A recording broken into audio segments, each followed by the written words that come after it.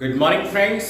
मेरा नाम विनय मिश्रा है और आप सबका स्वागत है मेरे यूट्यूब चैनल जिसका नाम है स्टेप्स ऑफ लर्निंग। अगर अभी तक आपने मेरे चैनल को सब्सक्राइब नहीं किया है तो कर लीजिए और बेल आइकन को दबाना मत भूलिएगा। जैसे ही हमने कल सीखा था या हमने कल आपको बताया था कि ये स्टेप्स ऑफ लर्निंग में मैंने एक नया पार्ट ऐड किया है जिसका नाम है वर्ड लॉजिक। वर्ड लॉजिक का मतलब है कि मैं उस शब्द के बारे में डिटेल इंफॉर्मेशन दूंगा और उसके पार्ट्स ऑफ स्पीच के बारे में बताऊंगा। तो चलिए इस पार्ट को, इस सेशन को स्टार्ट करते हैं।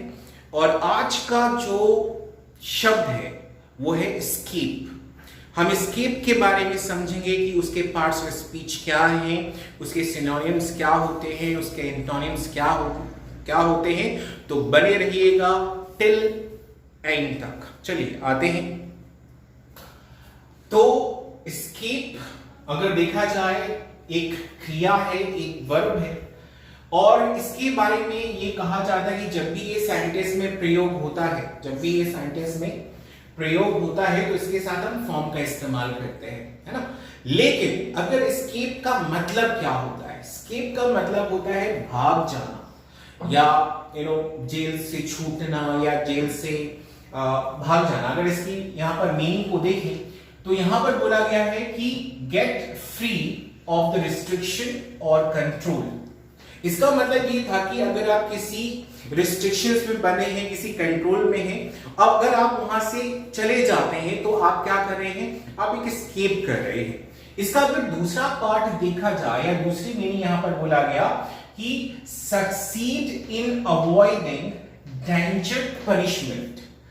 ये भी आप कह सकते हो कि आपको कोई पनिशमेंट मिली है और उस पनिशमेंट से अगर आप बच जाते हैं, आप उससे बचना चाहते हैं, तो आप वहां से भाग जाते हैं, मतलब आप एस्केप हो जाते हैं। तो जब एस्केप हो जाते हैं तो कह सकते हैं हिंदी में इसका एक्चुअल मतलब होता है कि जेल से भाग निकलना, मतलब किसी रिस्ट्रिक्शन से भाग निकलना। ये रहा इसका वर्ब सेक्शन। अगर देखा जाए कि भाई इसके नाउन पार्ट क्या होते हैं, सबसे ज्यादा स्केप में इसके नाउन के बारे में चर्चा की गई है। चलिए इसके नाउन देखते हैं। स्कैपर एक नाउन है और ये पर्सन है, ये एक व्यक्ति है जिसे हम कह सकते हैं स्कैपर एक क्या है? एक व्यक्ति होता है। लेकिन अगर देखा जाए कि भाई और इसके नाउन फॉर्म क्या होते हैं, जैसे स्कैपर से बना स्कैपी। स्कैपी क्या होता है? एक नाउन होता है और इसके बारे में बोला गया कि a prisoner who has escaped. इसका मतलब अगर हम स्कैपी के बारे में बात करें तो स्कैपी में यह बोला गया कि एक कैदी है जो जेल से भागा है, या जो जेल से भाग जाए हम उसे क्या बोलते हैं? स्कैपी बोलते हैं। अगर आपको स्कैपी नहीं बोलना तो आप क्या बोल सकते हो कि स्कैपर है वो जो जेल से भाग गया है। आगे चलते हैं। तो ये हो गया स्कैपर, एक नाउन है जो एक व्यक्ति के बारे में बात कर रहा है। स्कैपी में बोला गया ये भी नाउन है, लेकिन ये एक प्रिजनर है, एक कैदी है जो जेल से भागा। अगर तीसरा इसका नाउन पार्ट देखा जाए तो तीसरा नाउन पार्ट है एस्केपमेंट। अब एस्केपमेंट भी एक नाउन है और इसमें इसकी डेफिनेशन बोली गई, द पार्ट ऑफ वॉच और clock that connects and regulate the motive power. यह हम कह सकते हैं क्लॉक का एक पार्ट है या घड़ी का एक पार्ट है जो हो सकता है कि भाई वो कैदी किस समय भागा या उसको एक टाइम रेगुलेट करता है या भागने के टाइम को बताता है। तो एस्केपमेंट एक नाउन है जिसका मतलब क्या है? द पार्ट ऑफ वॉच और clock that connects and regulate the motive power. I hope आपको ये समझ में आया होगा। आते हैं नेक्स्ट नाउन। इसके नेक्स्ट नाउन कौन सा है? इसे हम स्कैपिज्म भी कहते हैं। देखिए अभी तक हमने जो भी पढ़ा वो एक नाउन है, तो इसमें इसी पार्ट में कौन शामिल हुआ? स्कैपिज्म। स्कैपिज्म एक नाउन है जिसमें बोला गया the tendency to seek distraction and relief from reality. अगर देखा जाए तो ये एक प्रवृत्ति की बात कर रहा है। टेंडेंसी मतलब होता है कि भाई एक इंसान की क्या होती है? प्रवृत्ति होती है जो हमेशा क्या करता है? अपने आप को राहत पहुंचाने के लिए लोगों को डिस्ट्रैक्ट करता है, तो हम उसे क्या कहेंगे? उसे हम कहेंगे क्या? एस्केपिज्म। और एस्केपिज्म क्या कहलाता है? एक नाउन है। कौन से पार्ट्स ऑफ स्पीच में आता है? नाउन में आता है। इसी तरह और आगे बढ़ते हैं, इसमें एक और पार्ट जुड़ता है, स्कैपुलॉजी। ये भी क्या है? ये भी एक नाउन है, स्कैपुलॉजी। अब देखिए यहां से जी से तो आप समझ ही गए होंगे कि जी क्या है। कह सकते स्कैपुलॉजी मतलब होता है कि एक विज्ञान है, एक विज्ञान जहां पर LOGY जुड़ जाए तो एक साइंस कहलाता है। तो अगर इसके मतलब को समझा जाए, स्कैपुलॉजी क्या कहलाता है? नाउन, इसका पार्ट्स ऑफ स्पीच क्या है? नाउन है। और यहां पर बोला गया the techniques of escaping from confinement specially as entertainment. यहां पर ये बोला जा रहा है कि भाई ये भागने की क्या है? एक टेक्निक है जो एज ए एंटरटेनमेंट के रूप में आप इसे इस्तेमाल कर सकते हैं, मनोरंजन के रूप में आप इसे देख सकते हैं। तो इसकी डेफिनेशन आपको समझ में आ गई कि भाई स्कैपुलॉजी क्या है? एक टेक्निक है of escaping from confinement specially as entertainment. तो कह सकते हो स्कैपुलॉजी क्या है? एक टेक्निक है भागने की। चलिए आगे चलते हैं और समझते हैं इसका पार्ट्स ऑफ स्पीच क्या है। स्कैपुलॉजिस्ट, स्कैपुलॉजिस्ट भी एक नाउन है। और अगर देखा जाए तो ये अभी तक हमने जो पढ़ा वो क्या था? एक नाउन है। ये किसका नाउन है? स्कैप का नाउन पार्ट क्या है? स्कैपर है, स्कैपी है, स्कैपमेंट है, स्कैपिज्म है, स्कैपुलॉजी है, स्कैपुलॉजिस्ट है। तो ये सभी किसके पार्ट थे? ये कौन से पार्ट्स ऑफ स्पीच में आते हैं? ये सभी नाउन में आते हैं। और ये नाउन किसके हैं? ये स्कैप के हैं। स्कैप क्या है? एक वर्ब है। चलिए अब इसके बारे में बात करते हैं। इसके एडजेक्टिव फॉर्म क्या कहलाएगा? स्कैप का एडजेक्टिव फॉर्म क्या है?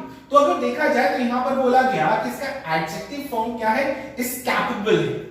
अगर आप भागने में सक्षम हैं तो वो क्या बन जाता है?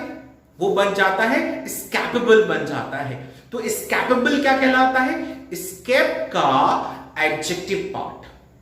आई होप आपको यहां तक समझ में आया होगा। अच्छा एक चीज और देखिए, स्केप का एडवर्ब फॉर्म नहीं होता है। हमने बहुत ढूंढने की कोशिश की लेकिन हमें वहां वो स्केप का एडवर्ब फॉर्म नहीं मिला।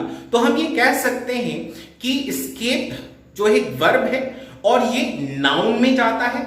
नाउन के पार्ट्स ऑफ स्पीच में आप इसे डिफाइन कर सकते हैं जो क्या क्या कहलाते हैं?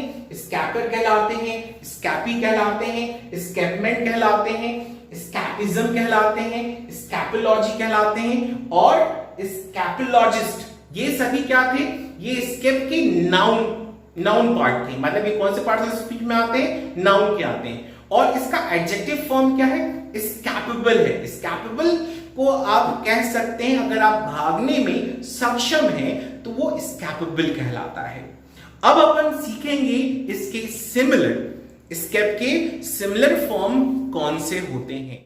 चलिए आप जानते हैं स्केप के सिनोनिम्स क्या होते हैं। देखिए कॉम्पिटिटिव एग्जाम या बोलचाल की भाषा हो या कॉम्पिटिटिव एग्जाम आप दे रहे हो, वर्ड जो होते हैं, जो शब्द होते हैं, उनका डीप नॉलेज होना बहुत ज़रूरी है कि भाई हर शब्द कुछ कहता है। हम हर शब्द को हर जगह इस्तेमाल नहीं कर सकते, है ना। तो कहीं ना कहीं उसका डीप नॉलेज होना बहुत ज़रूरी है। तो चलिए अब सीखते हैं स्केप के सिमिलर पार्ट और क्या क्या होते हैं, ये कैसे इस्तेमाल होते हैं। आते हैं व्हाइट बोर्ड पर। जैसे हमने कहा कि स्केप क्या था? भाग निकलना, जेल से भाग जाना या किसी रिस्ट्रिक्शन या कंट्रोल वाली जगह से आप भाग निकलते तो क्या कहलाता है? स्केप कहलाता है। तो इसका सिमिलर क्या कहलाएगा? इसका सिमिलर वर्ड होता है फ्ली। फ्ली क्या होता है? ये भी भागना ही है, लेकिन कहां पर भागना है ये आपको देखना है।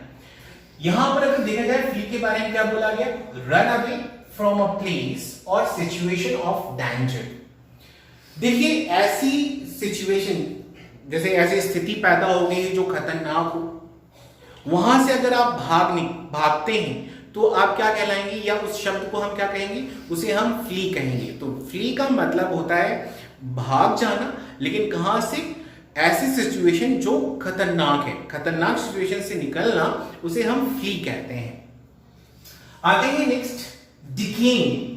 अगर डिकेन के बारे में बात करें, डिकेन एक सिमिलर पार्ट है किसका, एस्केप का। इसका मतलब क्या होता है, अगर डिकेन की बात करें, लीव अ प्लेस सडनली और सीक्रेटली। अगर इस शब्द को समझे तो यहां पर यह बोला गया कि भाई आप किसी जगह से अगर आप सडनली अचानक वहां से भाग जाते हैं, अगर आप किसी जगह से अचानक वहां से भाग जाते हैं या किसी को बिना बताए आप वहां से निकल जाते हैं, तो ऐसी इस क्रिया को हम इंग्लिश में क्या कहेंगे, इसे हम कहेंगे कि आपने क्या किया, डिकेम किया है। तो डिकेम का मतलब है किसी जगह से अचानक निकल जाना या किसी को बिना बताए वहां से निकल जाना, वो क्या कहलाता है, डिकेम कहलाता है। अगर इसका तीसरा सिमिलर वर्ड देखिए, वो है एब्सेंट। एब्सेंट का मतलब क्या होता है, अगर हम इसके एब्सेंट का मतलब समझें तो यहां पर बोला गया लीव हरिडली एंड सीक्रेटली। देखा जाए कहीं ना कहीं ये चीजें किससे मिल रही हैं, डिकेम से मिल रही हैं। यहां पर बोला गया कि भाई आप वहां से बड़ी स्पीड में निकल जाते हैं या किसी को बिना बताए आप वहां से निकल जाते हैं, तो आप उसे क्या कहेंगे, एब्सेंट कहते हैं। आते हैं नेक्स्ट, इसके जो सिमिलर पार्ट है वो क्या है, डिसअपियर। डिसअपियर ये एक सिनोनिम है किसका, एस्केप का, या आप कह सकते हो कि सिनोनिम किसका है, फ्ली का भी हो सकता है, डिकेन का भी हो सकता है, एब्सेंट का भी हो सकता है और एस्केप का भी हो सकता है। तो डिसअपियर में क्या होता है, डिसअपियर में बोला गया सीज टू बी विजिबल। मतलब देखिए, अपीयर का मतलब वो प्रकट होना और डिसअपियर का मतलब होता है वहां से गायब हो जाना। मतलब वहां अगर आप वहां नहीं दिखते हैं, अगर आपका अस्तित्व वहां पर नहीं दिखता है, तो वो क्या कहलाता है, डिसअपियर कहलाता है। तो ये डिसअपियर किसका सिमिलर वर्ड है, ये एस्केप का है, ये फ्ली का भी हो सकता है, ये एब्सेंट का भी हो सकता है, ये डिकैन का भी हो सकता है। आते हैं नेक्स्ट सिमिलर वर्ड जिसे हम कहते हैं वैनिश। वैनिश बहुत ही फैमिलियर वर्ड है, क्योंकि कहीं ना कहीं वैनिश पाउडर हमने सुना है जो टीवी में ऐड होता है। तो वैनिश एक पाउडर है जिसके डालने से कपड़े में जो दाग होते हैं वो गायब हो जाते हैं। तो यहां पर अगर इसका मतलब समझा जाए कि वैनिश क्या कहलाता है, तो वैनिश का मतलब होता है डिसअपियर सडनली एंड कंप्लीटली। मतलब अगर देखा जाए तो कोई चीज पूरी रूप से वहां से खत्म हो जाए, गायब हो जाए, तो क्या कहलाता है, वैनिश कहलाता है। आते हैं नेक्स्ट इसके सिमिलर पार्ट में, स्लिप अवे। ये एक फ्रेज है। स्लिप अवे क्या है, एक फ्रेज है जिसका मतलब है depart without saying goodbye और लीव क्वाइटली। अगर आप स्लिप अवे होते हैं तो स्लिप अवे का मतलब यह था कि भाई किसी को बिना कुछ कहे, बिना किसी को गुड बाय किए आप वहां से निकल जाते हैं, तो आपने क्या किया है, आपका एक्शन क्या कहलाएगा, वो कहलाएगा स्लिप अवे, है ना। आप वहां से चले गए किसी को बिना गुड बाय किए, तो आप क्या, उस एक्शन को हम क्या कहते हैं, स्लिप अवे कहते हैं। आते हैं नेक्स्ट इसके सिमिलर पार्ट में, ये भी बहुत ही फेमस वर्ड रहा है स्कूल से लेके कॉलेज तक, और जिसका मतलब जो वर्ड है वो है डू अ बंक। बंक तो हमने नॉर्मली हमने सुना ही होगा, कहीं ना कहीं अगर आप कक्षा अटेंड नहीं करते, स्कूल अटेंड नहीं करते, कॉलेज अटेंड नहीं करते, बिना बताए आप वहां से निकल जाते हैं, तो आप क्या कर रहे हैं, बंक कर रहे हैं। तो डू अ बंक कहीं ना कहीं हमसे स्कूल से ही जुड़ा हुआ है, लेकिन इसका मतलब क्या होता है, सेम अगर देखा जाए, मेक अ हरीड और फर्टिव डिपार्चर। अगर देखा जाए वही कहने का मतलब है कि भाई आप बड़ी तेजी से वहां से निकल जाते हैं, है ना, बिना किसी को कुछ बताए, तो आप वो क्या करें, आपका एक्शन क्या कहलाएगा, आपका एक्शन कहलाएगा डू अ बंक। आपने क्या किया, बंक किया हुआ है। आते ही नेक्स्ट इसके सिमिलर वर्ड जो लास्ट है, cut and run. Cut and run की बात की जाए, जैसे मैंने कहा कि डू अ बंक एक फ्रेज था, है ना, तो कट एंड रन क्या है? कट एंड रन एक तरह का एक सेट ऑफ एक्सप्रेशन भी कह सकते हैं इसे हम फ्रेजल भी कह सकते हैं। ये फ्रेजल वर्ब की कैटेगरी में आता है। तो कट एंड रन का मतलब होता क्या है? तो ये सभी किसके सिमिलर है? ये सिमिलर वर्ड है एस्केप की। तो आइए समझते हैं कट एंड रन का मतलब क्या होता है। यहां पर बोला गया make a speedy departure from a difficult situation rather than deal with. देखिए कट एंड रन क्या होता है? देखिए हमारी लाइफ में बहुत मुसीबतें होती हैं। तो अगर मान लीजिए आप उस मुसीबत से सामना नहीं करते हैं और वहां से आप निकल जाते हैं, तो इसी को हम क्या कहते हैं? कट एंड रन कहते हैं। कट एंड रन बहुत ही बोलचाल की भाषा में इस्तेमाल किया जाने वाला एक फ्रेजल वर्ब है जो बहुत ही इंटरेस्टिंग है, कहने में भी आपको मजा आता है, इसको बोलने में मजा आता है। तो इसका मतलब क्या था?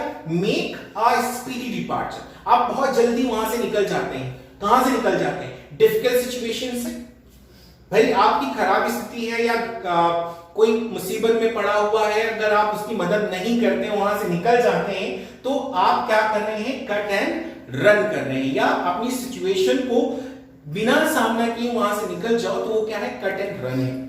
तो ये थे एस्केप के सिमिलर, या आप कह सकते हैं ये सभी लिस्ट जो यहां पर मैंने लिखी है वो एक दूसरे के सिमिलर है। आई होप आपको यहां तक समझ में आया होगा। लेकिन अभी तक अगर आपने मेरे YouTube channel steps of learning को सब्सक्राइब नहीं किया है तो इसे कर लीजिएगा।